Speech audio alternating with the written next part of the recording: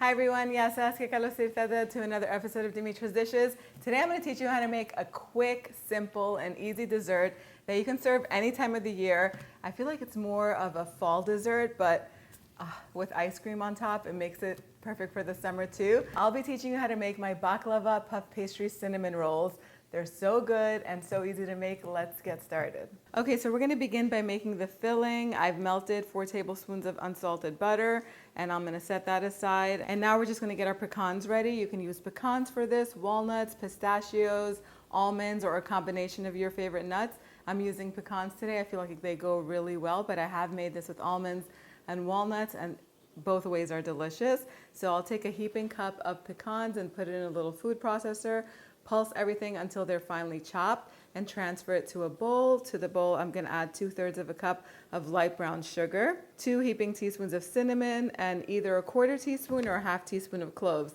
So I prefer the 1/4 teaspoon just because if you add too much of clove powder, it can tend to be a little bit bitter. So mix everything all up, and then I also like to add a cup of raisins to this. You can leave the raisins out if you don't like them. Mix everything up, and now we're gonna assemble it. This is so simple to do.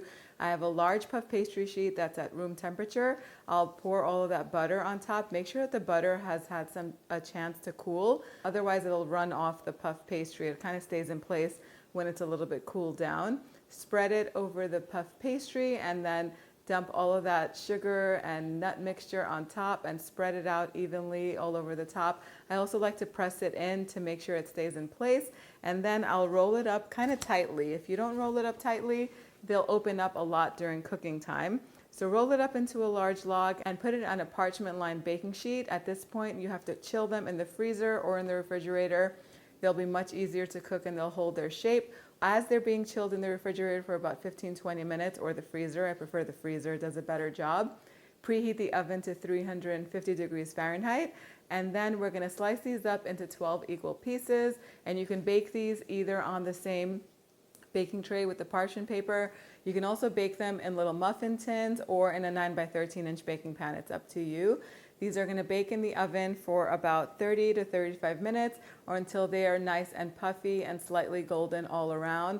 While they're baking, I'm gonna make a little syrup that's gonna be poured on top with just a 1/2 cup of honey and the juice of an orange. You could do the juice of a lemon and whisk it up. It's gonna look like the honey is gonna begin to seize, but the more you whisk it, it'll just smooth out and it'll just be the perfect pouring consistency. As soon as they come out of the oven, you can pour the syrup on top. I love to serve these with some vanilla ice cream. They're so good. The house smells amazing.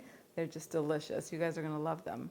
Oh my goodness, the house smells so good. Anything baking in the oven that has butter and puff pastry and cinnamon in it just is very comforting to me.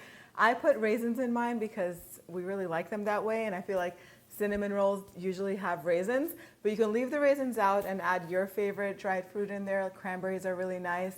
Dates would go well in it too, or you can do chocolate chips instead. And you can play around with the nuts too. You could do a pistachio flavored roll. There's just so many options. I feel like in the fall I should do one with almond, like an almond paste. That sounds really good. But it's time for the taste test.